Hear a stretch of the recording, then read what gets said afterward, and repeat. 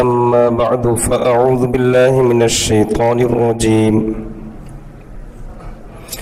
بسم الله الرحمن الرحيم زين للناس حب الشهوات من النساء والبنين والقناطير المقنطرة من الذهب والفضة والخيل المسومة والأنعام والحرث ذلك متاع الحياة الدنيا والله عنده حسن المآب. بارك الله لنا ولكم في القرآن العظيم ونفعنا به. أستغفر الله لي ولكم ولسائر المسلمين إنه هو الغفور الرحيم. اللهم صل على سيدنا محمد وعلى آل سيدنا محمد وبارك وسلم. اللهم صل على سيدنا محمد وعلى آل سيدنا محمد وبارك وسلم. اللهم صل على سيدنا محمد وعلى آل سيدنا محمد وبارك وسلم. সমস্ত প্রশংসা আল্লাহ তাআলার জন্য, যিনি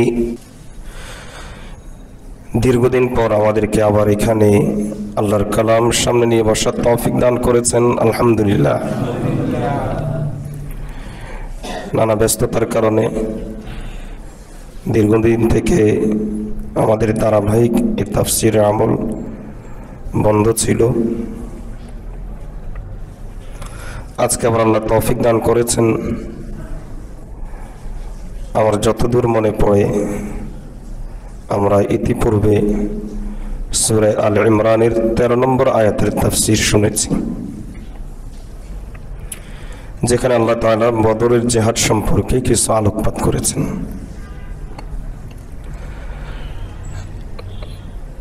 আজকের তেলাওয়াতকৃত আয়াত আগের তরজমা শুনে নেই, তারপরে ইনশাআল্লাহ আমরা তাফসীরে প্রবেশ করব। আল্লাহ বলেন যে যুজ্জিনা লিন্নাস, মানুষের জন্য সজ্জিত করা হয়েছে হুব্বুশ শাহওয়াত, প্রবৃত্তির টান, প্রবৃত্তির প্রতি আসক্তি, ভালোবাসা, এটা মানুষের কাছে সজ্জিত করে দেওয়া হয়েছে। প্রবৃত্তির প্রতি আসক্তি বা ভালোবাসা যেটা মানুষের কাছে সজ্জিত করা হয়েছে, সেগুলো কি কি? আল্লাহ একটা একটা করে তালিকা দিচ্ছেন, বিবরণ দিচ্ছেন। নম্বর 1, মিনান নিসা, নারীর প্রতি আসক্তি। নম্বর 2, ওয়াল বানিন, সন্তান সন্ততির প্রতি আসক্তি। নম্বর 3, ওয়াল কানাতিরিল মুকান্তারাতি মিনাজ যাহাবি ওয়াল ফিদ্দা, স্বর্ণরূপার স্তূপের প্রতি মানুষের আসক্তি।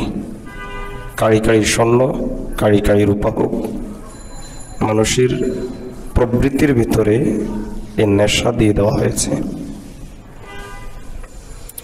ওয়াল খাইলিল মুসাওয়ামা, এবং নিশানাযুক্ত ঘোড়ার প্রতি আসক্তি। ওয়াল আনআম, চতুষ্পদ জন্তুর প্রতি আসক্তি। ওয়াল হারস, ক্ষেত খামারের প্রতি আসক্তি। আল্লাহ বলেন যে এগুলো মানুষের কাছে অত্যন্ত সজ্জিত করে দেওয়া হয়েছে, অথচ এগুলো সবই মাতাউল হায়াতিদ দুনিয়া, দুনিয়ার ভোগ বস্তু ছাড়া আর কিছু নয়। ওয়াল্লাহু ইনদাহু হুসনুল মাআব, উত্তম আশ্রয়, উত্তম ঠিকানা তো আল্লাহর কাছে। এগুলো আসল ঠিকানা না, একমাত্র কাম্য বস্তু নয়। তরজমা থেকে আমরা বুঝে গেছি যে আয়াতটি কোন বিষয়বস্তুর উপর। আমরা যদি শিরোনাম দেই তাহলে আয়াতটি যে বিষয়বস্তুর উপর, তার শিরোনাম হবে প্রবৃত্তির প্রতি মানুষের আসক্তি বা নেশা। এটা মানুষের স্বভাবজাত। প্রত্যেক মানুষের সৃষ্টিগতভাবেই স্বভাবের ভিতরে আল্লাহ এটা রেখে দিয়েছেন, যার কারণে পুরুষ নারীর প্রতি আকর্ষণ বোধ করে, সন্তানের প্রতি মায়া মহব্বত অনুভব করে, স্বর্ণরূপার প্রতি বা অন্যান্য সম্পদের প্রতি মানুষ এক প্রকার মহব্বত ভালোবাসা অনুভব করে। এই ভালোবাসাটা যেটা আল্লাহ মানুষের ফিতরাতের ভিতরে সৃষ্টিগতভাবে রেখে দিয়েছেন, যেমন আল্লাহ আমাদেরকে সৃষ্টিগতভাবে 2 চোখ দান করেছেন, আমাদের জবান দিয়েছেন, আমাদেরকে 2 হাত দিয়েছেন। এই অঙ্গ প্রত্যঙ্গ সৃষ্টিগতভাবে আমরা পেয়েছি, এটা আপন স্থানে দোষের নয়, বরং এগুলোকে কাজে লাগিয়ে মানুষ তাদের পরিপূর্ণতায় পৌঁছতে পারে, লক্ষ্যবস্তুতে পৌঁছতে পারে। ঠিক তেমনিভাবে পুরুষ নারী পরস্পর প্রতি আকর্ষণ বোধ করা, এটা আপন স্থানে দোষের নয়। সন্তানের প্রতি মায়া মহব্বত অনুভব করা, স্বর্ণরূপা বা অন্যান্য সম্পদের প্রতি ভালোবাসা অনুভব করা আপন স্থানে দোষের নয়। তবে সৃষ্টিগতভাবে আমাদের অঙ্গ প্রত্যঙ্গগুলো যদি সঠিক পথে সঠিক খাতে ব্যবহার না হয়, তাহলে সেটা যেমন দোষের, এই আসক্তিটাও যদি সঠিক খাতে সঠিক পথে ব্যবহার না হয়, তাহলে এটাও তখন দোষের হয়ে যায়। ইমাম কাতাদা রাহিমাহুল্লাহ ইবনে আব্বাস রাদিয়াল্লাহু তাআলা আনহুমার শাগরিদ, বিখ্যাত তাবেঈ, তাফসীর শাস্ত্রের অনেক বড় পণ্ডিত, তিনি বলেন যে আল্লাহ তাআলা 3 ধরনের সৃষ্টি করেছেন। আল্লাহর এক শ্রেণীর সৃষ্টি হলো যাদের কাছে বুদ্ধি আছে, প্রবৃত্তির তাড়না নেই। বলেন তো তারা কারা? ফেরেশতারা। তাদের কাছে বুদ্ধি আছে, কিন্তু তাদের কাছে কোনো উত্তেজনা, কাম চাহিদা, সম্পদের প্রতি আসক্তি এগুলি আছে নেই। আরেক প্রকার সৃষ্টি আল্লাহ সৃষ্টি করেছেন যাদের কাছে প্রবৃত্তির তাড়না আছে, কাম চাহিদা পূরণের তাড়না, ক্ষুধা নিবারণের তাড়না তাদের কাছে আছে, কিন্তু তাদের কাছে বুদ্ধি নাই। তারা কারা? চতুষ্পর্যন্ত। আরেক প্রকার সৃষ্টি যাদের কাছে বুদ্ধিও আছে, আবার প্রবৃত্তির চাহিদাও আছে, দুটাই তাদের কাছে আছে। তারা হলো মানুষ। লক্ষণীয় বিষয়, ফেরেশতাদের কাছে প্রবৃত্তির চাহিদা নেই, বুদ্ধি আছে। আর চতুষ্পদ জন্তুর কাছে প্রবৃত্তির চাহিদা আছে, বুদ্ধি নেই। মানুষের কাছে দুটোই আছে। এরপর তিনি বলেন যে ওয়ামান গালাবাত শাহওয়াতুহু আকলাহু ফাহুয়া কাল বাহাইম। যদি মানুষের কাছে যে দুটা জিনিস আছে তার মধ্যে থেকে যদি তার প্রবৃত্তির চাহিদা বেড়ে যায়, বুদ্ধি যদি পরাজিত হয়ে যায়, আর প্রবৃত্তির চাহিদা, কাম চাহিদা এটা যদি তার জয়ী হয়ে যায়, তাহলে সে চতুষ্পদ জন্তুতে পরিণত হয়। বর্তমান পাশ্চাত্য সভ্যতা এর সবচাইতে বড় দৃষ্টান্ত। তাদেরকে মদ ছাড়তে বলবেন, হয়তো পারবে। শুকরের গোশত ছাড়তে বলবেন, হয়তো তাও পারবে। হারাম খাদ্য ছেড়ে দিতে বলবেন, হয়তো সেটাও পারবে। অশ্লীলতা, ব্যভিচার, নগ্নতা, এটা তাদেরকে ছাড়তে বলেন, এটা তারা পারবে না। চতুষ্পদ জন্তুর এমন সীমানায় তারা পৌঁছে গেছে, এখন তাদের সমাজের বহু সন্তান তাদের পিতার পরিচয় জানে না। যেমন চতুষ্পদ জন্তু, তারা তাদের পিতার পরিচয় জানে না। এজন্য কাতাদা রাহিমাহুল্লাহ বলেন যে যার প্রবৃত্তির চাহিদাটা জয়ী হয়ে যায় আর বুদ্ধিটা যার স্তিমিত হয়ে যায়, পরাজিত হয়ে যায়, তাহলে সে চতুষ্পদ জন্তুর মধ্যে আর তার মধ্যে কোনো ব্যবধান থাকে না। কে বলে সে শ্রেষ্ঠ জীব? বরং উলাইকা কাল আনআম বাল হুম আদাল, সে চতুষ্পদ জন্তু বরং এর চাইতে নিকৃষ্ট। পক্ষান্তরে যদি বুদ্ধি বেড়ে যায়, বুদ্ধি যদি জয়ী হয়ে যায়, বিচার, বুদ্ধি, বিবেক এগুলো যদি জয়ী হয়ে যায় আর প্রবৃত্তির চাহিদা যদি পরাজিত হয়ে যায়, তাহলে ওই ব্যক্তি ফেরেশতাদের কাতারে পৌঁছে যায়। তখন এরাই হলো শ্রেষ্ঠ জীব। এদের প্রশংসা আল্লাহ তাআলা কোরআন মাজিদের বিভিন্ন জায়গায় করেছেন। এজন্য প্রবৃত্তির চাহিদা আপন স্থানে দোষের নয়। আপনার মনে প্রশ্ন আসতে পারে, আচ্ছা, কাম চাহিদা যদি আল্লাহ আমাকে না দিতেন তাহলে আমি তো ব্যভিচার করতাম না, আমি তো গুনাহ করতাম না। কিংবা আমাকে যদি আল্লাহ সম্পদের প্রতি চাহিদা না দিতেন তাহলে তো আমি হারাম ইনকাম করতাম না। এই প্রশ্ন আপনার অন্তরে আসতে পারে। আসলে মানুষের শ্রেষ্ঠত্ব এই জায়গাতেই। দুইজন বিখ্যাত মনীষীর উক্তি দিয়ে এই প্রশ্নের জবাব আপনাদের সামনে পরিষ্কার করি।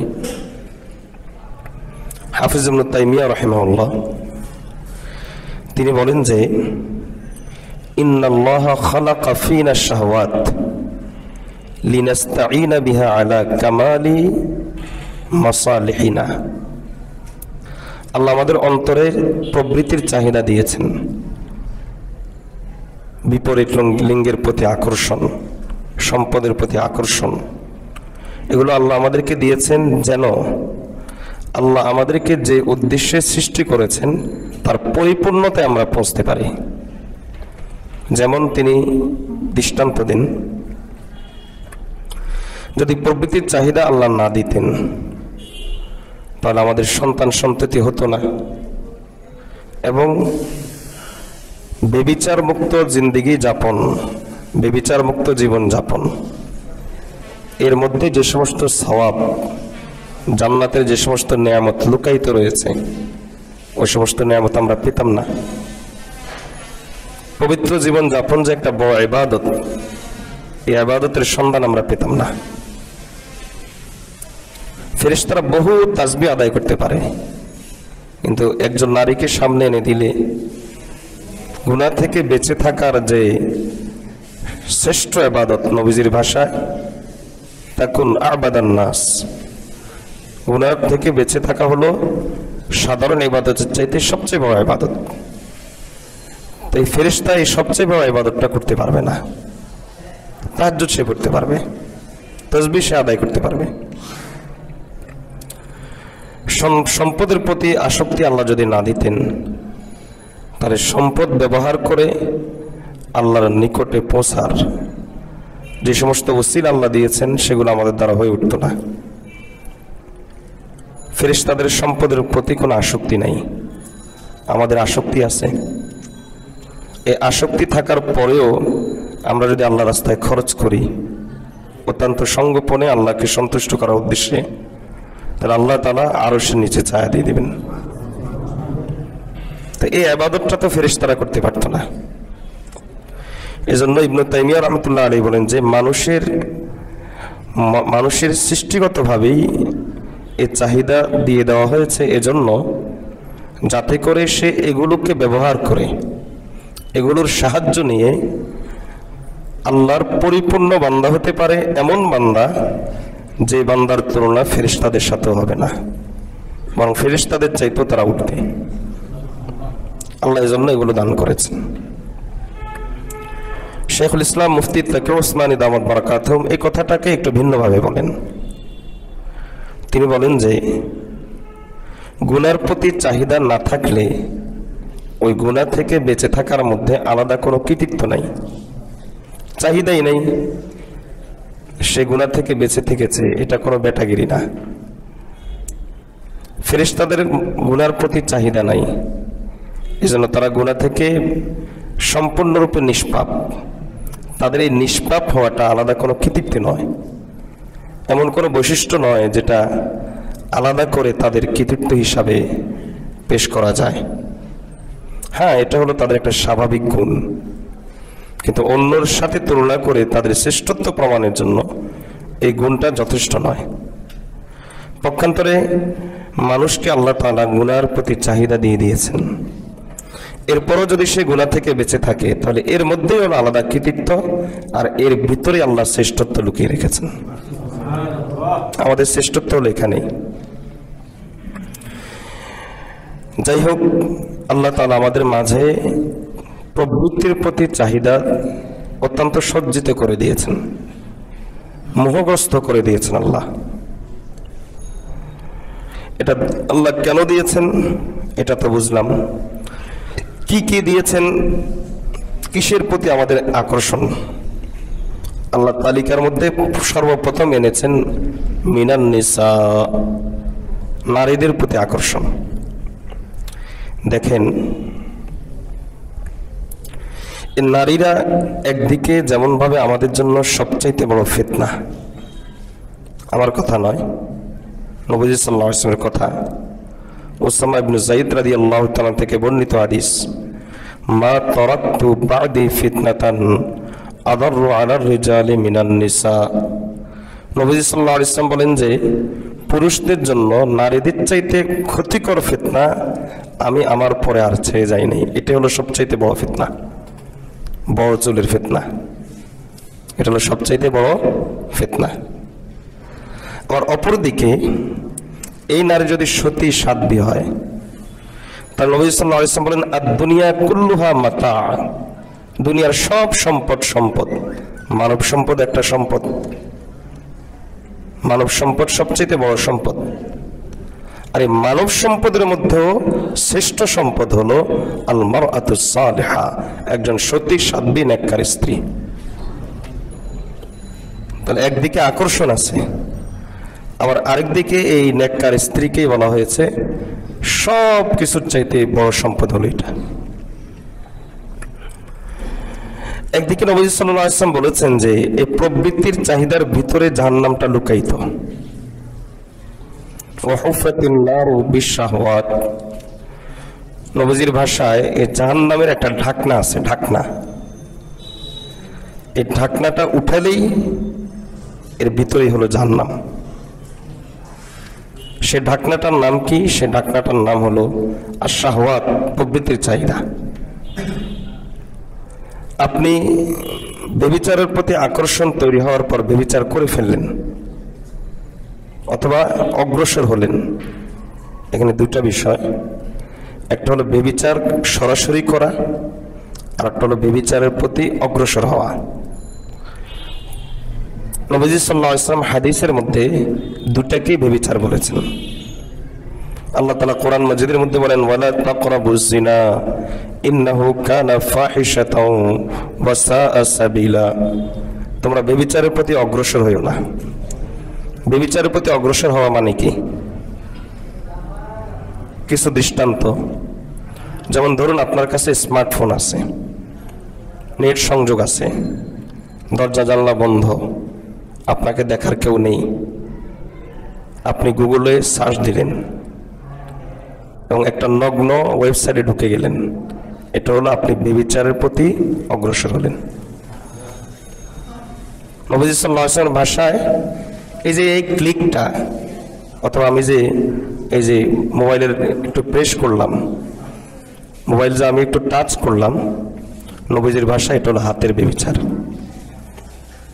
এরপর আমি যে দেখলাম, নবীজির ভাষায় এটা হলো চোখের ব্যভিচার। আমার মস্তিষ্কে যে একটা তোলপাড় তৈরি হয়েছে, তুফান চলেছে, নবীজির ভাষায় এটা হলো মস্তিষ্কের ব্যভিচার। তো এই ব্যভিচারের প্রতি আকর্ষণ কিংবা ব্যভিচারের প্রতি অগ্রসর হওয়া কিংবা ব্যভিচার করা, মানুষ এই দুটো কাজ কেন করে? নারীর প্রতি আসক্তির কারণে। আর নারী এটা কেন করে? পুরুষের প্রতি আসক্তির কারণে। নবী সাল্লাল্লাহু আলাইহি ওয়াসাল্লাম বলেন যে এটার ভিতরে জাহান্নামটা লুকায়িত। তোমার কাজ হলো এই ঢাকনাটাকে না খোলা, তোমার কাজ হলো এই পর্দাটাকে ভেদ না করা, তোমার কাজ হলো তোমার প্রবৃত্তির চাহিদাটাকে দমন করে রাখা। তুমি ক্লিক করলা অথবা টাচ করলা, এর অর্থ হলো তুমি জাহান্নামের দরজাটা খুলে ফেলেছ। মস্তিষ্কে আমি কিছু একটা চিন্তা করলাম ব্যভিচারের, এর অর্থ হলো জাহান্নামের দরজা খুলে ফেলা হয়েছে। নবী সাল্লাল্লাহু আলাইহি ওয়াসাল্লাম এজন্য বলেন যে হুজিবাতিন নারু বিশাহওয়াত, এই জাহান্নামকে ঢেকে রাখা হয়েছে প্রবৃত্তির চাহিদা দিয়ে। এটাকে খুললেই নিশ্চিত তার ঠিকানা জাহান্নাম হয়ে যায়। একজন মানুষ যখন প্রবৃত্তির চাহিদা পূরণ করতে থাকে, দেখেন আল্লাহ তাআলা প্রবৃত্তির চাহিদার তালিকা দিতে গিয়ে সর্বপ্রথম এনেছেন আন-নিসা, নারীর প্রতি আকর্ষণ, অর্থাৎ বিপরীত লিঙ্গের প্রতি আকর্ষণ। একজন মানুষ যখন এই আকর্ষণগুলো পূরণ করতে থাকে, প্রবৃত্তির চাহিদাগুলো পূরণ করতে থাকে, তখন তার একটা অনিবার্য ফলাফল আছে। এই ফলাফল তার জীবনে ঘটবেই। যে রাত জেগে ফেসবুক দেখাতে অভ্যস্ত, অথবা পর নারীর সাথে মেসেঞ্জারে, ইমোতে ইত্যাদিতে সে চ্যাটিংয়ে অভ্যস্ত, তাহলে এর একটা অনিবার্য ফল হলো আল্লাহ তাআলার ভাষায় ফাআদাউস সালাতা, জিন্দেগিতে তার নামাজ বরবাদ হবেই হবে। এমন লোক কখনো সময় মতো নামাজ পড়তে পারবে না। এটা কার কথা? আল্লাহর কথা। আল্লাহ তাআলা এরকম একটা গোষ্ঠীকে, কেমন যেন আল্লাহ আমাদের এই জেনারেশনের চিত্র এঁকেছেন। আল্লাহ এমন একটা গোষ্ঠী সম্পর্কে বলেন যে ফাখালাফা মিন বাদিহিম খালফুন, একটা বেহুদা প্রজন্ম তোমাদের পরে আসবে। আল্লাহর ভাষায় বেহুদা একটা প্রজন্ম। আসলেই তো বেহুদা, নিশাচর প্রাণীর মতো রাত জেগে থাকে, 12টা পর্যন্ত ঘুমায়। বলেন তো এই বেহুদা না কে বেহুদা? আল্লাহ বলেন যে একটা বেহুদা প্রজাতি তোমাদের মধ্যে, তোমাদের পরে তৈরি হবে, যাদের বৈশিষ্ট্য হবে আদাউস সালাতা, নামাজ নষ্ট করবে। কারণ কি? ওয়াত্তাবাউশ শাহওয়াত, কারণ তারা প্রবৃত্তির চাহিদার পেছনে পড়ে গেছে। আল্লাহ বলেন যে ফাসাউফা ইয়ালকাউনা গাইয়া, অচিরেই সে বহুমুখী পথভ্রষ্টতার মুখোমুখি হবে। এবার সে হেদায়েত পাবে না, এবার তাকে বিভিন্ন পথভ্রষ্টতা তাকে ধরে ফেলবে। নাস্তিকতা থেকে শুরু করে, কুফরি থেকে শুরু করে, মানুষের বানানো আইন থেকে শুরু করে, মানব রচিত মতবাদ থেকে শুরু করে, একেবারেই কবিরা গুনার ফিতনা পর্যন্ত কিংবা বেদাতের ফিতনা পর্যন্ত, সবগুলো ফিতনাতে আস্তে আস্তে জড়িত হয়ে যাবে। আল্লাহ বলেন যে ইয়ালকাউনা গাইয়া, তার সাথে এই পথভ্রষ্টতাগুলো একের পর এক সাক্ষাৎ করতে থাকবে। আমি তোমার বন্ধু, এভাবে তার সাথে সাক্ষাৎ করতে থাকবে। আল্লাহ বলেন যে এই যে একটা জঞ্জাল, একটা বেড়া জাল, এ থেকে মুক্তি পাওয়ার একমাত্র পথ হলো ইল্লা মান তাবা ওয়া আমানা ওয়া আমিলা সালিহা ফাউলাইকা ইয়াদখুলুনাল জান্নাতা ওয়া লা ইউজলামুনা শাইআ, যে তওবা করে নেবে, নেক আমল করবে, তাহলে আল্লাহ তাআলা তাকে এই জঞ্জাল থেকে মুক্তি দিয়ে তাকে জান্নাতে প্রবেশ করিয়ে দিবেন। এবং আল্লাহ বলেন যে ওয়ালা ইউজলামুনা শাইআ, আল্লাহ বিন্দু পরিমাণও জুলুম করেন না, কারো প্রতি বিন্দু পরিমাণে জুলুম করা হয় না। অন্য এক আয়াতে আল্লাহ বলেছেন ফাতিলা, ফাতিলের অর্থ হলো খেজুরের বিচি। তো দেখেছেন খেজুরের বিচির মাঝখান যে ফাটলটা আছে, এই ফাটলের মধ্যে একটা আঁশ থাকে, এটা খুব মোটা নাকি? একেবারে চিকন না, এই ফাতিলিটাকে বলে। আল্লাহ এই পরিমাণে জুলুম করেন না। এক ব্যক্তি প্রবৃত্তির চাহিদা থেকে বেঁচে থাকার জন্য মুজাহাদা করেছে, কষ্ট করেছে, স্ট্রাগল করেছে, সবর করেছে, তাকেও জান্নাত দিয়ে দেওয়া হয়েছে, সে জান্নাতের উপযুক্ত। আর আরেক ব্যক্তি সে মন চাহি জিন্দেগি যাপন করেছে, রাত দিন 24 ঘন্টা সে একটা জালে আবদ্ধ ছিল, একটা অদৃশ্য কড়ি, হাতকড়ি তার হাতের মধ্যে বাঁধা ছিল। তার সময়ের নিয়ন্ত্রণ তার কাছে ছিল না, তার চোখের নিয়ন্ত্রণ, অঙ্গ প্রত্যঙ্গের নিয়ন্ত্রণ তার কাছে ছিল না। আচ্ছা ঠিক আছে, 10টা বাজে ঘুমাবো, এরপরে শেষ, এতটুকুই। এরপর দেখতে দেখতে 10টা পার হয়ে গেছে। আরে 10টাতে পার হয়ে গেছে, আচ্ছা ঠিক আছে আর আধা ঘন্টা, দেখতে দেখতে 11টা, আচ্ছা ঠিক আছে আর আধা ঘন্টা, দেখতে দেখতে 12টা, আচ্ছা ঠিক আছে আর 1 ঘন্টা, দেখতে দেখতে 2টা। এরপরে হয় কি, যখন ভোর রাত চলে আসে শয়তান পুরো তার উপর জেঁকে বসে, ওয়াসা কারিনা। এবার সে শয়তানের সহযোদ্ধা হয়ে যায়। কেবলমাত্র যে সে শয়তান দ্বারা আক্রান্ত এমন নয়, এখন সে শয়তানের সহযোদ্ধা হয়ে যায়। এবার একে দিয়ে বহু লোককে পথভ্রষ্ট করানো হয়।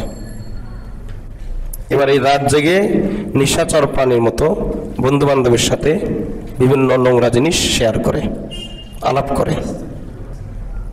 এই চিত্র আমি আঁকি নাই, এই চিত্র এঁকেছেন স্বয়ং আল্লাহ। আল্লাহ যথার্থ বলেছেন যে হয়টা কি, ফলত হয় ফাসাউফা ইয়ালকাউনা গাইয়া, একের পর এক পথভ্রষ্টতা সে পেতে থাকে, তার মুখোমুখি হতে থাকে। এবার নিজেও সে পথভ্রষ্ট হয়, অন্যকেও সে পথভ্রষ্ট করে ছাড়ে। তো সময়ের নিয়ন্ত্রণ তার কাছে থাকে না। তার সময় নিয়ন্ত্রণ করে একটা অদৃশ্য একটা জগৎ, যে জগতের নাম হলো নোংরামি, যে জগতের নাম হলো নগ্নতা, যে জগতের নাম হলো বেবিচার। এবার আগা গোড়ায় পুরাটাই তার মস্তিষ্ক থেকে পায়ের তালু পর্যন্ত পুরাটাই এখন সে একটা মানে কি যৌন প্রবণ একটা প্রাণীতে পরিণত হয়। এখন তার পুরা চিন্তাটাই হলো কেবল যৌনতা আর যৌনতা। বলেন, যে ব্যক্তির অন্তরে এই ধরনের চিন্তা গ্রাস করে ফেলে, যার মস্তিষ্ক সঞ্চালিত হয় যৌনতার চিন্তা নিয়ে, যার হাত সঞ্চালিত হয় যৌনতার চিন্তা নিয়ে, যার জবান সঞ্চালিত হয় যৌনতার চিন্তা নিয়ে, যার সময় নিয়ন্ত্রিত হয় যৌনতার চিন্তা নিয়ে, তাহলে সে কিভাবে শ্রেষ্ঠ হবে?